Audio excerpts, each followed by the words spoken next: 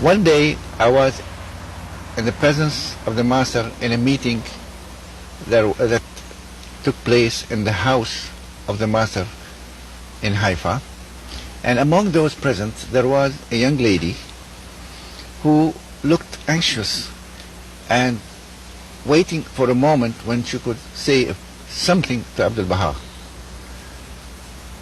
I remember clearly when the meeting was over and Abdù'L-Bahá was on his way out, this lady ran to him and attained his presence at the threshold of the room.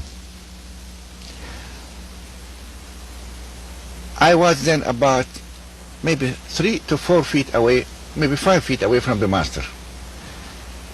And he looked at her, wanting to know what she wants. And she said, "Beloved Master, I have a request. Next week is my final examinations to become a nurse and a midwife. And I would like to pass this examination. Please, please, I want to pass." I can't forget this moment. The Master turned around and told her, "If you want something from God, say 19 times from the bottom of your heart, Ya Ilah al-Mustaghas." Now, to you people, to you listeners, this is a pilgrim note. In other words, you must take it as a pilgrim note. But to me, who heard it personally from the Master, who saw his lips moving when he was saying it, to me this is a text. And I can assure you, all my life, this prayer came to my assistance and helped me and solved many problems. But every time I said it, I closed my eyes and I could see Abdù'L-Bahá standing in front of me, exactly as if he was there himself.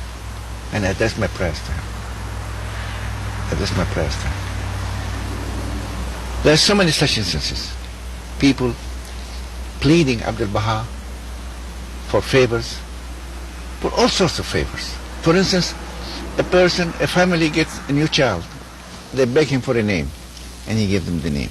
Someone is sick. They beg him to pray for his health, and he prays with their health. Once as a child, children are naughty. I knew that in the kitchen of the Master's house, there were some good things, And I came to the house of the Master and I looked around. There was no one there, and there was a big hall.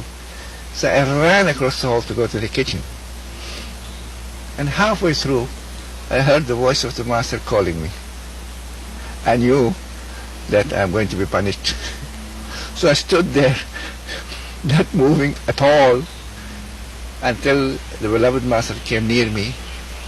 And instead of punishing me, he stroked my head, my cheek, gave me an apple and some money, and then he said, "Now you can go to the kitchen." What can you do? It's so beautiful, so lovely, There are many such instances, many such instances.